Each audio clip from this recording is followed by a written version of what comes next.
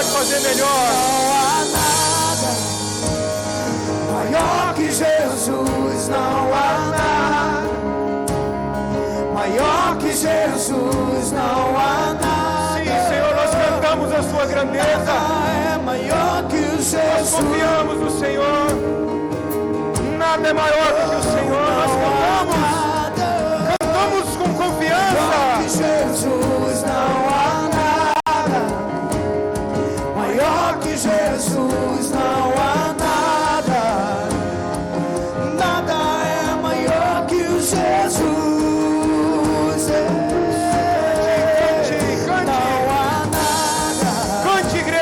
Cante. Maior que Jesus, não há nada. Nunca haverá. Maior que Jesus, não há nada. Nada é maior que Jesus. Não é, não há nada maior que Jesus, não há nada maior que Jesus, não há nada. Nada é maior que Jesus, não é. Leve sua voz e cante, não há nada. Não há nada maior que Jesus, não há nada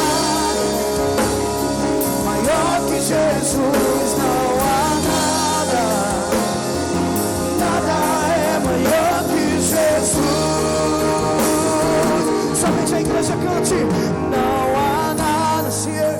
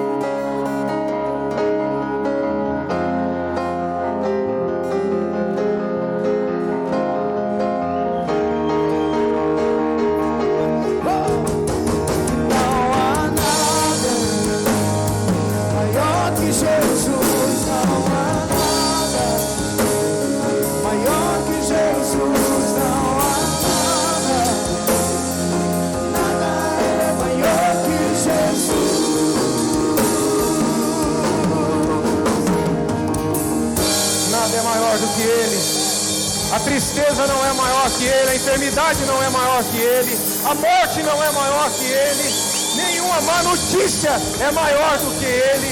Ele está acima de todas as coisas, e ao Seu nome nós louvamos e bendizemos. Se é para Jesus, você pode aplaudir mais forte ao Senhor. A Ele nós adoramos, a Ele nós bendizemos, a Ele nós colocamos no lugar mais alto das nossas vidas. Ele é digno do lugar mais alto. Ele é digno de ser o centro da sua vida. Aleluia. Você não é o centro da sua vida. Queridos, é uma tragédia quando colocamos a nós mesmos no centro da nossa vida. Você está se autodestruindo quando você coloca o seu eu no centro. Quando você coloca o seu eu no centro, você começa a exigir os seus direitos, os seus merecimentos. Mas quando Ele é o centro, não. Você quer saber o que Ele merece. Você quer saber o que o agrada. Você quer saber o que é importante para Ele. E tudo que você faz que é para a glória de Deus, isso reflete para você de volta. Se você alegra o Senhor, não existe alegria melhor, não existe alegria maior do que você carregar a alegria do Espírito Santo dentro de você. Aleluia. Não existe nada melhor do que isso. Mas porque você decidiu agradar o Senhor, você decidiu glorificá-lo, isso reflete para você. Amém? Vamos sentar? Não dá vontade de sentar, não é mesmo? Mas daqui a pouquinho a gente já vai poder ficar em pé de novo e adorarmos ao Senhor de pé. Mas enquanto isso você vai adorando ao Senhor sentado aí.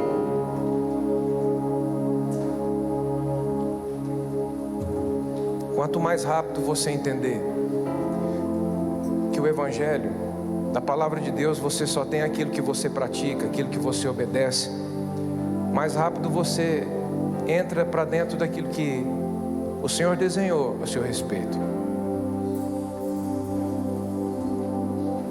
Em se tratando, chamar você agora para semear, mas antes disso eu quero dizer algo. Em se tratando da questão financeira, quanto mais depressa você entender que Deus, quando olha para você, Ele não vê escassez, Ele não vê necessidade. Deus, quando olha para você, Ele te vê como um provedor, Ele te vê como um abençoador.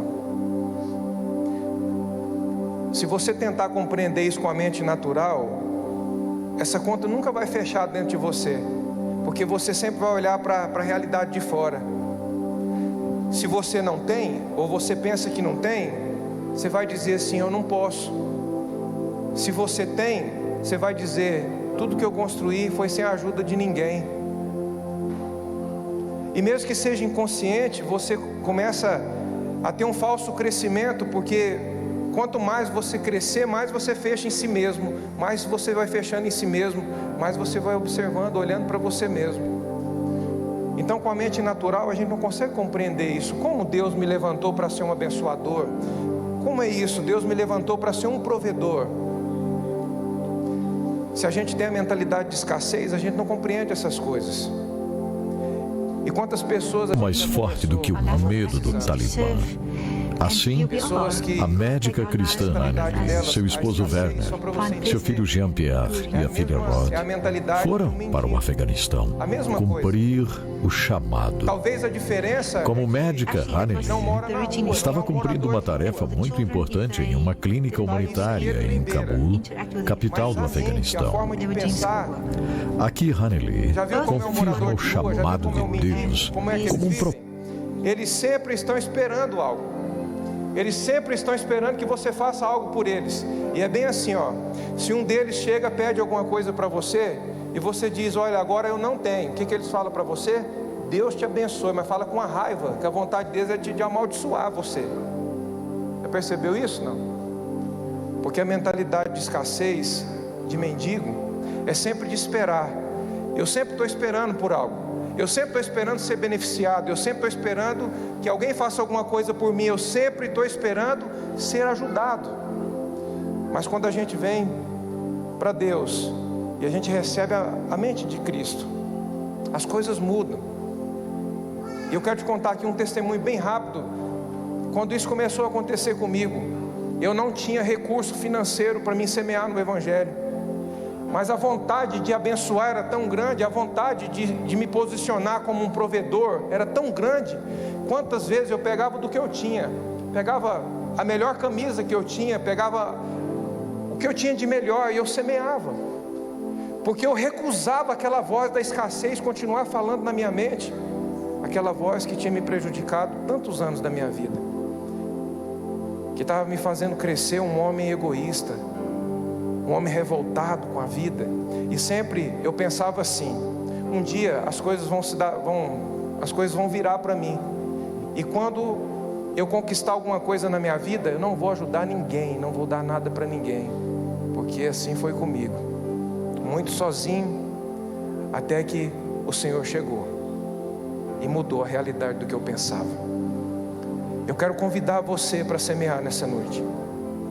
Nós temos nos esforçado para andar na sua frente também nessa área, mostrando para você que a nossa maior alegria precisa ser quando nós temos a oportunidade de servir, de semear. Nós temos a oportunidade de dar. A alegria do cristão precisa estar nisso.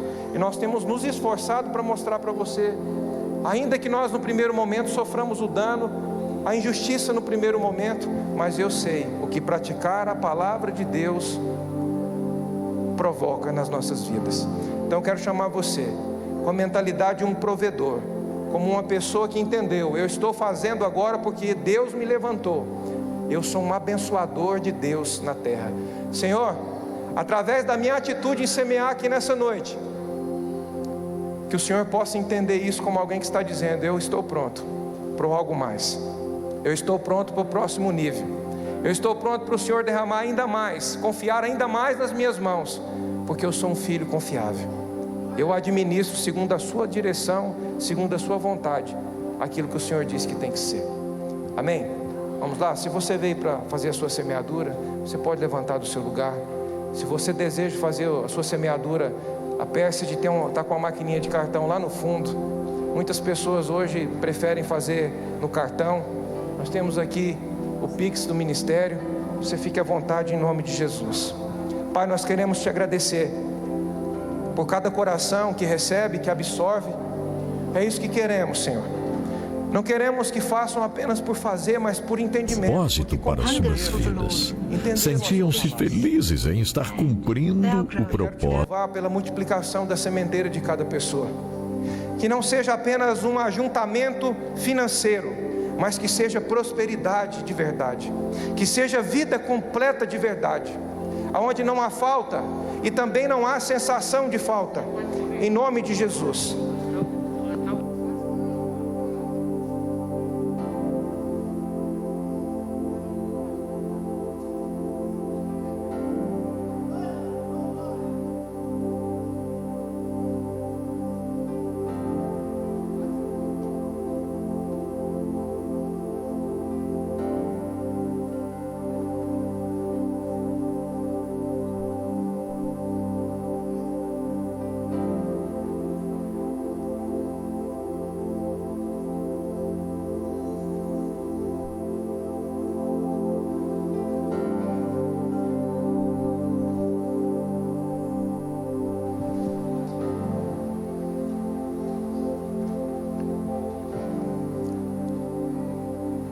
Eu lembro de um dia quando eu tinha que fazer um trabalho de ensino religioso. E quando eu cheguei na escola para entregar esse trabalho, o professor nosso da época fez uma pegadinha com a gente, não era nada daquilo. Ele mudou a direção ali e ele disse: a prova com vocês não vai ser o trabalho que eu pedi, vai ser... Eu vou fazer uma pergunta para cada um de vocês e vocês vão responder. Ele pediu que todos os alunos saíssem da sala. E o primeiro entrou, saiu assustado. E aí a gente já foi em cima desse e disse: o que ele perguntou? O que ele disse para você? Ele perguntou para mim quem é Deus. Eu nunca me esqueço da feição daquele rapaz, daquele colega de escola. E aí naquela hora, eu falo por mim. Eu comecei a querer pensar, quem é Deus? Quem é Deus? Porque eu tenho que responder, porque eu tenho que tirar nota. Olha o entendimento. Eu tenho que tirar uma nota boa aqui. Quem é Deus? Quem é Deus? Quem é Deus? E parece que quanto mais eu tentava definir quem Deus era, mais confuso eu ficava. Até que uma pessoa, um dos colegas de sala que a gente tinha, disse assim: Deus é o Criador dos céus e da terra. Deus é o Todo-Poderoso, Criador do céu e da terra. E eu peguei aquilo e falei: essa aí vai ser a minha resposta. Aí que o professor perguntar, tama.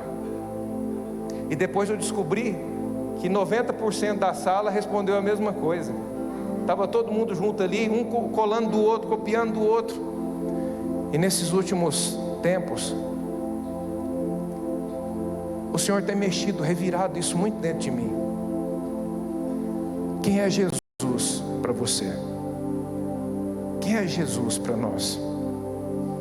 Porque naquele dia eu falei quem Deus era. Quando aquele professor disse assim: quem é Deus para você?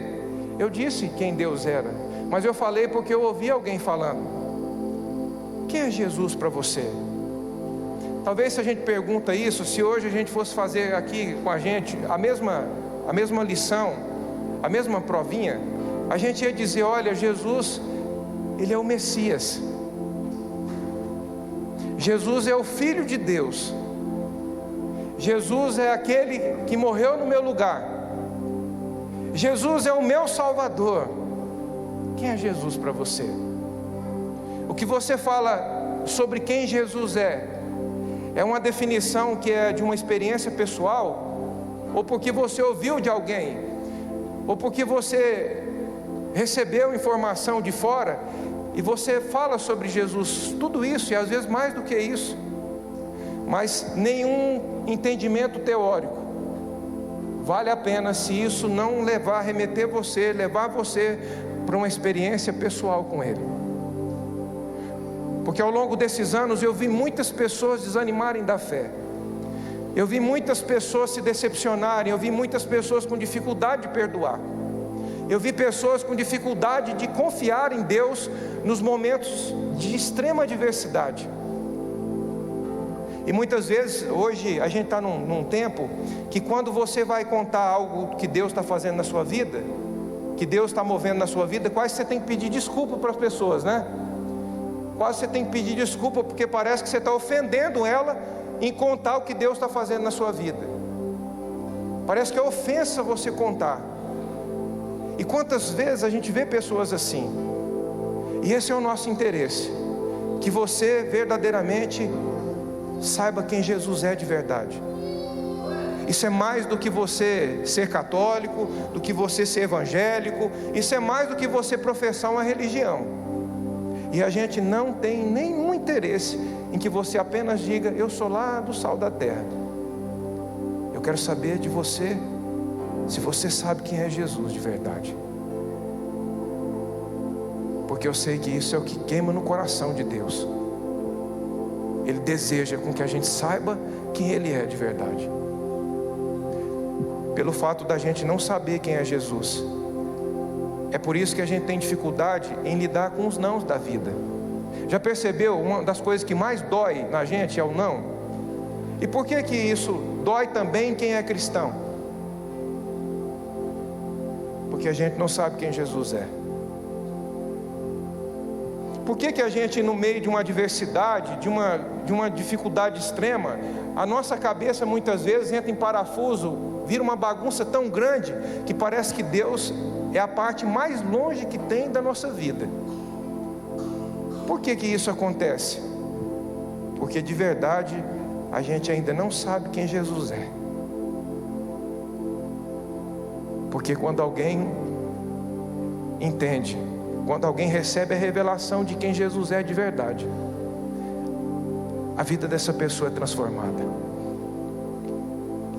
Isso não é nenhuma condição de apontar dedo, de você lembrar de alguém, de você julgar alguém, isso que eu vou dizer agora, mas apenas para você examinar você mesmo. Não é para você se colocar no lugar de juiz, de advogado, de ninguém. Mas quantas pessoas você sabe que tem informação sobre Deus, tem anos de caminhada com Deus, mas quando é necessário exigir delas uma firmeza de verdade, você não vê. Quando é necessário que na vida delas o que é de Deus se manifeste, você não vê. E é por isso que aí algumas outras se confundem. E eu quero dizer algo para você: a caminhada com Deus, ela é totalmente individual. Por isso que a Bíblia diz que larga e espaçosa é a porta que conduz à perdição, mas o caminho para a salvação, a porta, Jesus disse que a porta é estreita, a porta só passa você.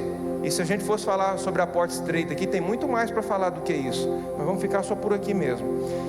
A porta só cabe você, só passa você ali. Para passar por essa porta, você não pode trazer com você culpados, porque se você trazer junto os culpados que você pensa que você não passa por essa porta. E Jesus disse assim, eu sou a porta. Aquele que entra, ou seja, aquele que vem e passa por mim, esse entrará e sairá. E sabe o que Jesus falou? Achará pastagem. Lembra do que o salmista, no Salmo 23, escreveu? O Senhor é o meu pastor, nada me faltará. O salmista conhecia de verdade quem era o pastor que ele estava escrevendo ali no Salmo. Não é um salmo que ele escreveu só para mostrar que ele era um bom poeta. Não é um salmo que escreveu para a gente fazer um quadro e levantar esse quadro no lugar alto da nossa casa. Porque na minha casa, numa época muito difícil da nossa vida, tinha lá um Salmo 23 pendurado numa parede, num quadro bonito. Mas não adianta nada aquela palavra estar naquele quadro se ela não tiver de verdade dentro de nós, como vida, não apenas como teoria, como vida. E quando é que eu sei que essa palavra, quando é que eu sei que a definição de quem Jesus é, se tornou vida para mim? Quando a minha fé é desafiada, Quando você é provado tanto com coisas boas aos seus olhos, quanto com coisas ruins aos seus olhos. Quando você é provado com toma que é seu, ou algo é tirado de você. É nessa hora que a nossa fé nele é provada. Agora imagina, as pessoas no passado, se a gente olhar para a vida de Daniel, quando foi jogado naquela cova de leões, se a gente olhar para a vida de Sadraque, Mesaque e Abednego, foram jogados numa fornalha de fogo ardente. E quando a ameaça de que eles seriam jogados na fornalha chegou, olha a palavra que eles disseram: se nos lançar na fornalha, nós vamos, fica sabendo, ó rei, se o Senhor não nos livrar da fornalha, fica sabendo, ó rei, que nós vamos continuar confiando nele da mesma forma. E se o Senhor não livrar você da fornalha, e se o Senhor não me livrar da fornalha, quem vai ser o Erli nessa hora? Se o Senhor não livrar você da fornalha, quem será você nessa hora? E quando eu comecei a meditar nesse texto, eu comecei a querer entender o segredo. O que esses homens viram que eu não vi ainda? O que esses homens viveram em Deus que eu ainda não vivi? Porque eu quero essa fé. Quantos desejam uma fé como essa? Quantos desejam uma fé inabalável? Uma fé inabalável. Como a gente precisa dessa fé nesse tempo. Como a gente precisa dessa fé nos nossos dias. Uma fé inabalável. Eu entendo que mais do que fé para conquistar, eu entendo que em Deus existe essa fé sim. A gente não pode negar essa fé. Mais do que a fé para conquistar, eu preciso de uma fé que suporta. Mais do que a que conquista. Porque você vai ser experimentado muitas vezes, você vai ser provado muitas vezes. E eu fiquei curioso, pensando sobre isso. Qual era o segredo desses homens? O que eles viveram que eu ainda não vivi? O que eles experimentaram de Deus que eu ainda não experimentei? Para Sadraque, Mesaque e Abednego chegar e dizer: ainda que Deus não nos livre da fornalha, nós vamos permanecer confiando nele. Sabe qual era o coração daqueles 3 homens? Eles enxergavam Deus além da fornalha. Eles não enxergavam Deus em momentos. Eles não definiam Deus por momentos. E quantas vezes, se a gente não tomar cuidado, a gente define Deus por momentos que a gente vive, por momentos que a gente passa. Quem é Jesus para mim? Você pode perguntar isso agora. Se for de coração, você pode. Fala isso comigo agora. Quem é Jesus para mim? Pergunta para você. Quem é Jesus para mim? Pode dizer mais uma vez, lá do fundo do seu coração, para você pensar nisso. Quem é Jesus para mim? Diga isso. Pode dizer mais alto. Deixa eu ouvir sua voz. Quem é Jesus para mim? Quem é Jesus para você? A falta da gente não saber quem Jesus é faz com que a gente não desfrute da suficiência que Ele tem para nós, que Ele mesmo é para nós. A falta de não saber quem Jesus é de verdade faz com que o nosso coração sempre esteja faltando alguma coisa. Aí é por isso que você vê pessoas anos caminhando com Deus e você vê a mesma carência nelas, você vê a mesma sensação de falta nelas, você vê o mesmo vitimismo nelas, porque elas não entenderam quem é Jesus. Tem uma palavra que Paulo fala sobre aprender tanto a padecer necessidade, como também ter abundância. Sabe o que Paulo fala sobre isso? Tanto ter necessidade, quanto a ter abundância. Sabe o que Paulo fala? Eu aprendi. E no final ele dá o segredo. Por que ele aprendeu? Posso todas as coisas naquele que me fortalece. Essa palavra muitas vezes é usada na questão do triunfalismo, né? Vou vencer, eu vou vencer. Pastor, você não crê nisso? Creio de todo o meu coração. Só que em nós precisa operar a fé completa. Porque se você tiver apenas uma asa só, você nunca vai voar. Você precisa de uma fé completa. Sua fé precisa ser uma fé completa. Não pode ser uma fé de um lado só. Precisa ser uma fé completa. Então Paulo vem dizendo isso. Eu aprendi Eu aprendi tanto a padecer necessidade quanto a ter abundância. Eu aprendi, porque eu posso todas as coisas naquele que me fortalece. Sabe aquela condição, a mesma de Sadraque, Mesaque e Abednego? A mesma coisa. Eu enxergo Deus além dos desafios que eu enfrento.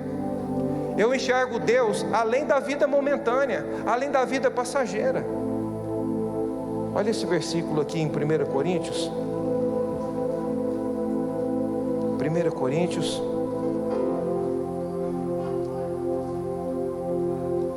Quem é Jesus para você? Quem é Jesus para nós? 1 Coríntios capítulo 15.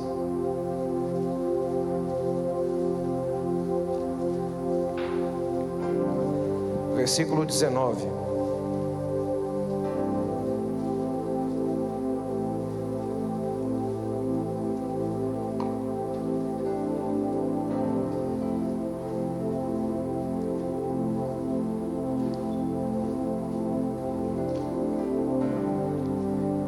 Coríntios 15, 19. Vai colocar aqui, Rafael, para nós? Vai pôr aqui? O vídeo está no jeito? Está no ponto? Então vamos aqui mesmo, vou ler aqui mesmo. Vamos lá? Encontraram? 1 Coríntios capítulo 15, versículo 19.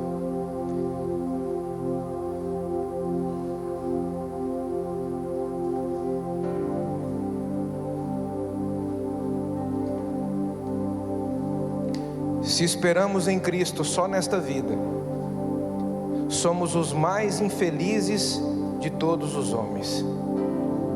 Se esperamos em Cristo só nessa vida, somos os mais infelizes de todos os homens.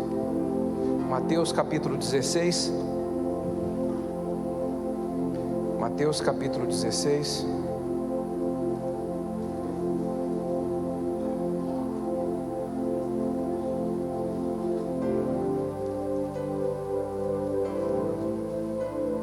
Versículo 13, Mateus capítulo 16, versículo 13.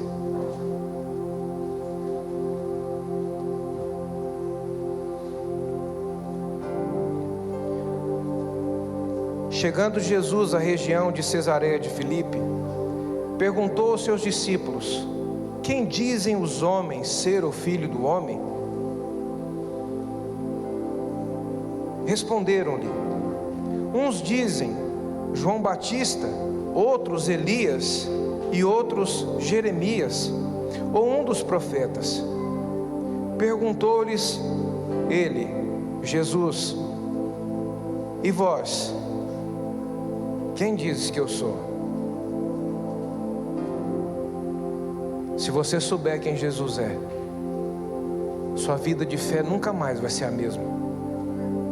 Se você souber quem Jesus é de verdade, vai começar a desencadear um processo de transformação revolucionador na sua vida, principalmente na sua maneira de pensar. Olha o que Pedro fala aqui, ó. Versículo 16. Simão Pedro respondeu: tu és o Cristo, o Filho do Deus vivo. Respondeu-lhe Jesus: bem-aventurado és tu, Simão, filho de Jonas, pois não foi carne e sangue quem te revelou, mas meu Pai que estás nos céus. Pedro teve uma revelação de quem Jesus era, e Jesus confirmou: Pedro, você está certo, você disse a verdade. Só que um pouquinho mais adiante aqui, Pedro, ele pisa fora, mas pisa para escorregar com tudo. Por que aconteceu isso? Por que Pedro escorregou logo depois? Porque a questão não é eu pensar que eu sei, mas a profundidade do que eu sei sobre Ele. O quão profundo é o que eu sei sobre Deus dentro de mim? O que está mais profundo dentro de mim? O que está mais profundo dentro de você agora? É Deus e a sua palavra? É a definição de quem Jesus é de verdade? Ou é algumas coisas que você viveu no seu passado? Ou é as experiências que você teve fora de Deus? O que está mais profundo dentro de você? Mas quando o coração se abre, e chega um momento, queridos, que você chega num ponto de definição na sua vida. Não tem como você prosseguir mais. Porque existe uma fase na sua vida que você vê as pessoas andando em Deus, você vê as pessoas testemunhando de Deus, mas chega um ponto que você precisa decidir viver isso também. Que você precisa decidir.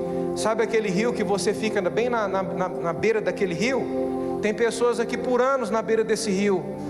Essa noite, essa é a hora de você decidir mergulhar nesse rio. Porque se você fica apenas na margem desse rio, você vai assistir o que Deus tem para fazer na vida de tantas pessoas, inclusive de pessoas que vão chegar depois de você. Então você não pode ser, em Deus você não pode ser um espectador, você não pode ficar só assistindo, porque quem assiste, ao mesmo tempo que fica entusiasmado com o que está vendo, tem muita facilidade para apontar o que não deveria. Esses dias eu fui atravessar uma rua e eu quase bati num motoqueiro. E você sabe por que eu quase bati no motoqueiro? Porque ele escondeu na coluna do meu carro aqui, ó. E para quem dirige sabe, aquela coluna esconde até caminhão, sim ou não? É um ponto cego. Eu passei ali, aquele rapaz, ele quis virar para mim, eu já abaixei o vidro, levantei a mão, já pedi perdão para ele. E como é bom nessas horas você desmonta, porque a pessoa quer que você briga com ela. E aquela hora ele desmontou, quietou, fez assim e foi embora. E Deus começou a me ensinar com aquilo, tanto. E desde aquele dia para cá, essa tem sido a minha oração. Senhor, abre os meus olhos para me enxergar o ponto cego da minha vida. Abre os meus olhos, remove da minha vida todas as colunas, Senhor, que está impedindo de eu enxergar além do que o Senhor quer mostrar para mim. Remove as colunas da minha vida, Senhor. Remove os pontos cegos da minha vida. Porque geralmente a gente chega para Deus com a nossa lista de conquista, de necessidade, de vontade, não é assim? Mas como é bom você chegar diante de Deus como um coração de um discípulo. Eu quero aprender com o Senhor. Mostra para mim coisas que às vezes está dentro de mim, que eu ainda nem percebi que eu tenho. Mostra para mim pontos cegos na minha vida, que eu ainda nem enxerguei, que eu ainda nem identifiquei que eu tenho. Abre os meus olhos, Senhor. Porque eu não quero viver um Jesus parcial. Eu gostaria que você se colocasse de pé. Porque eu sei que eu estou falando com pessoas aqui nessa noite que não quer viver um Jesus parcial.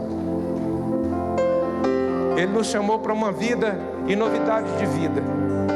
Ele nos chamou para nós vivermos algo que transcende a razão humana, o entendimento humano. É por isso que quando a gente vem para Jesus, a Bíblia diz que a gente precisa nascer de novo. Porque com a mente natural, a gente não consegue compreender as coisas de Deus. Eu sei que eu estou pregando para pessoas aqui nessa hora. Você não quer viver um Jesus parcial. Você não quer viver um Jesus parcial.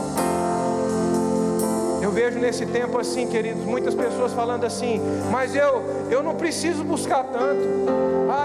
Eu não preciso reunir com os irmãos tanto assim. Eu não preciso congregar, eu não preciso tanto disso.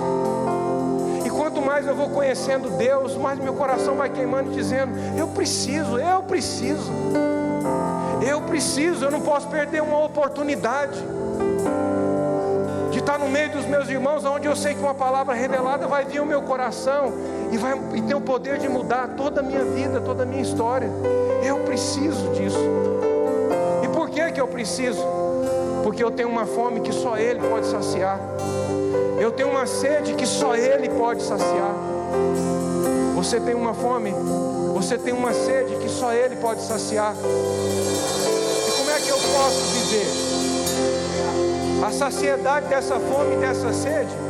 Eu passo a maior parte dos meus dias me alimentando de tantas outras coisas, mas quando diz sobre buscar a Deus, eu falo assim: eu não preciso tanto assim. Como eu não preciso buscar alguém que eu sou apaixonado por Ele. Como eu não preciso buscar mais alguém que eu amo de todo o meu coração. Esse é um sinal sinal de que alguém está doente espiritualmente. Eu lembro quando, antes de conhecer a Viviane,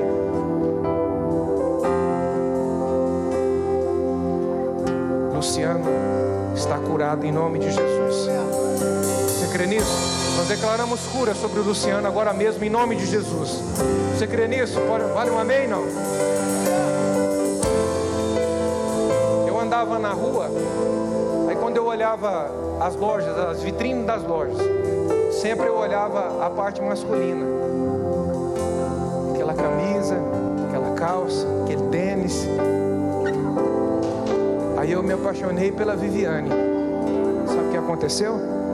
Eu andava nas mesmas ruas, olhando sempre para a parte feminina. Poxa, esse vestido dá certinho na Viviane. Essa sandália parece que foi feita para os pés dela. Poxa, mas olha, essa blusa, essa calça, era assim, porque agora eu estava apaixonado. E se eu estiver apaixonado por Jesus? Se eu sou uma pessoa apaixonada por Jesus, eu vou dizer que Jesus é para de vez em quando. Eu sei que eu estou falando com pessoas aqui que não querem um Jesus pelas metades. Você quer tudo dele para a sua vida. Você quer tudo dele para a sua vida. Amém? Quero passar um vídeo para você aqui. Algo impactante que mostra para nós, quando nós conhecemos Jesus de verdade. É assim, como você vai ver aí.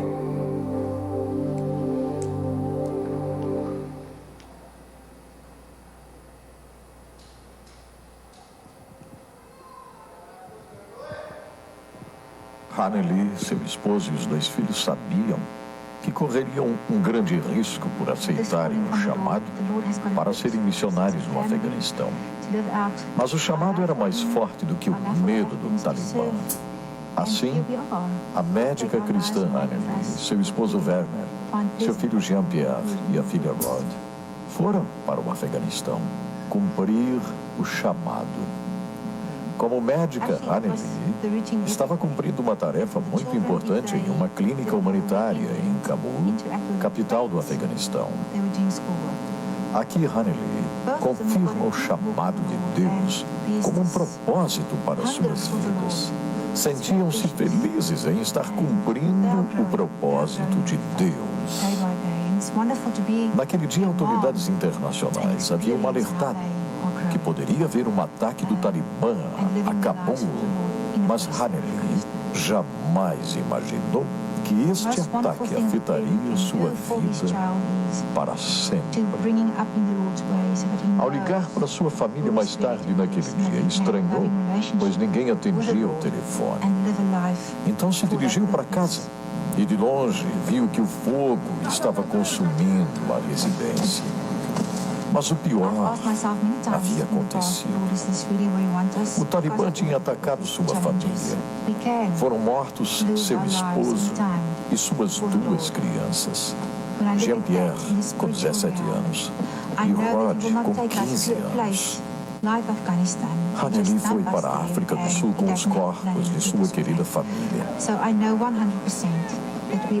E após o sepultamento, voltou para o Afeganistão para continuar o chamado. Ela diz aqui que enquanto seu esposo e filhos tão queridos estão glorificando a Jesus na eternidade, ela precisa terminar a sua corrida e cumprir o propósito de Deus para a sua vida, como uma médica missionária. Será que estamos dispostos a dar a nossa própria vida por amor ao Senhor Jesus? Ore muito pelos missionários no Afeganistão.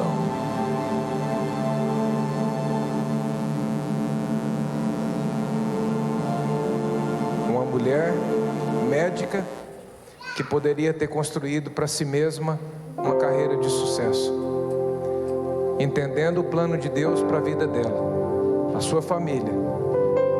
Eles deixaram tudo, abriram mão de tudo para serem missionários no Afeganistão. Os radicais islãs atacam, invadem a casa deles, colocam fogo na casa, matam o seu esposo e os seus 2 filhos. Quando ela chega, está aquela cena ali. Essa mulher leva os corpos dos seus familiares para serem enterrados, e depois ela decide voltar, porque ela entendeu que o propósito ainda não foi cumprido naquela terra. Decidiu voltar sem nenhum vitimismo, sem encontrar nenhum culpado, mas de forma confiante, para cumprir um propósito. A semelhança dessa mulher é o que a gente vê e falamos aqui sobre Sadraque, Mesaque, Abednego, sobre Paulo. O que faz uma pessoa viver aos olhos de alguém que é natural, que não compreende as coisas do Espírito? Isso é loucura. Mas por que essas pessoas fizeram isso? Porque elas enxergaram Deus, elas conheceram um Jesus que é além da vida passageira. E por causa da vida passageira a gente briga. Por causa da vida passageira a gente exige das pessoas. Por causa da vida passageira a gente suja o coração. A vida passageira. Se esperamos em Cristo apenas nessa vida, nós somos os mais infelizes de todos os homens. Gostaria que você se colocasse de pé. Você que no seu coração queima isso. Eu quero conhecer o Jesus completo. Eu não quero um Jesus parcial, porque não é suficiente. Eu não quero conhecer um Jesus de forma teórica. Eu não quero conhecer um Jesus por meio de tradição. Eu não quero um Jesus que a religião me apresenta. Eu quero colher experiências com esse Jesus. Eu quero um Jesus completo. Eu não quero um Jesus parcial. Eu quero um Jesus completo. Um Jesus completo. Se você crê nisso, levante as suas mãos. Levante as suas mãos e adore ao Rei dos Reis, o único digno da sua adoração, o único que é digno de você se dobrar diante dele. Sim, sim, sim.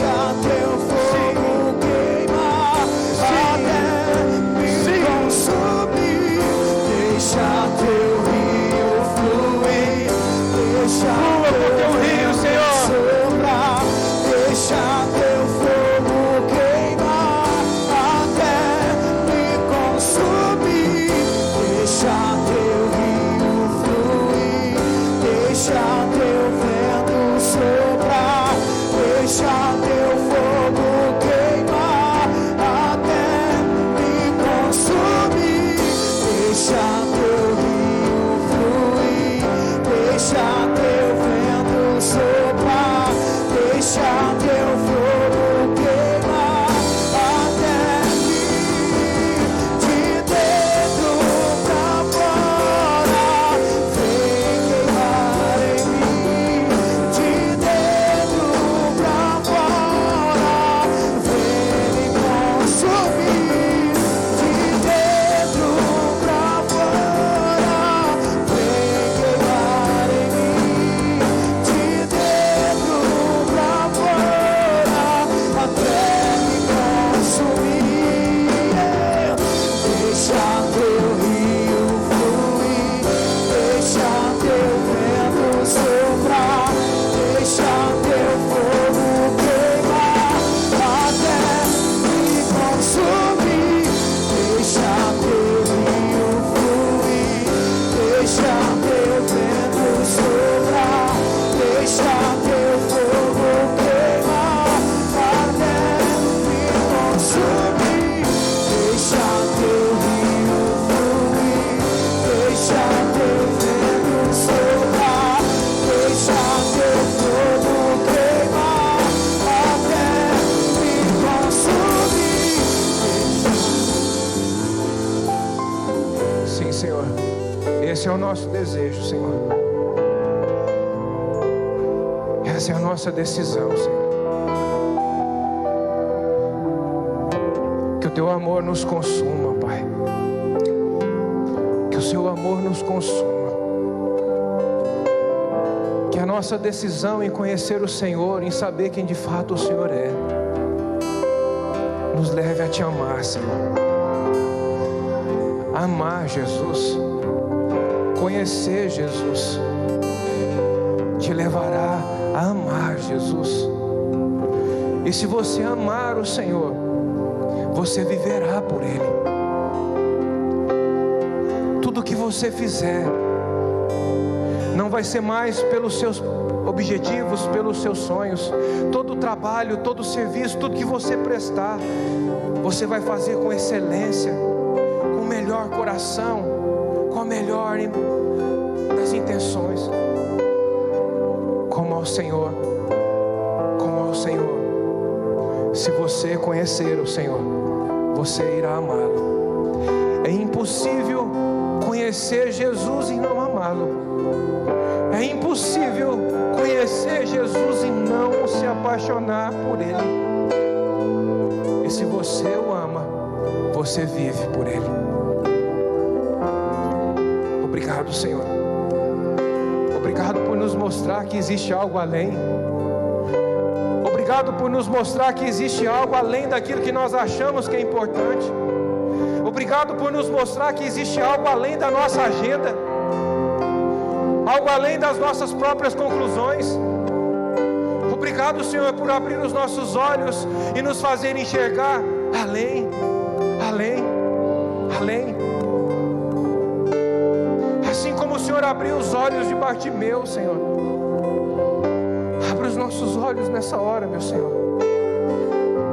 Abra os nossos olhos para enxergarmos quem é o Senhor de verdade, de maneira clara. Enxergar o Senhor de uma maneira tão clara que ilumine a nossa fé, a ponto de que circunstância alguma tenha o poder de apagá-la. Abra os nossos olhos, Senhor, assim como o Senhor abriu os do Bartimeu. Abra os olhos de pessoas aqui nessa noite.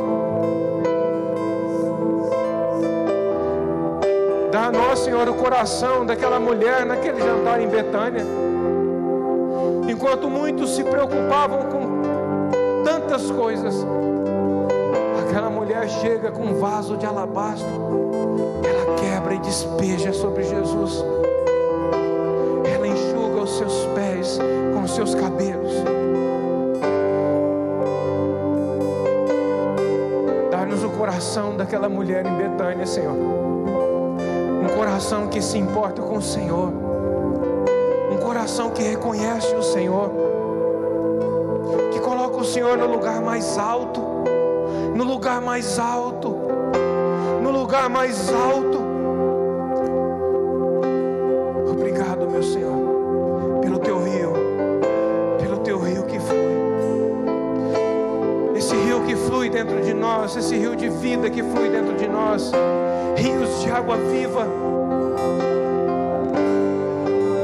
Assim como nós cantamos, assim nós declaramos realidade. Espírito Santo, eu declaro sobre cada pessoa que o Teu vento sopra sobre cada pessoa em nome de Jesus.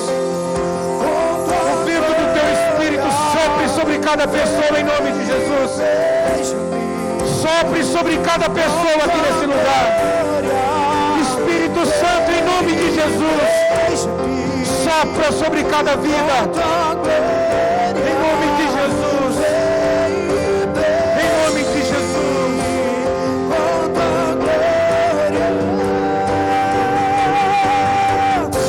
Deixa Teu rio fluir, deixa Teu vento soprar, deixa Teu fogo queimar até me consumir. Deixa Teu vento soprar, deixa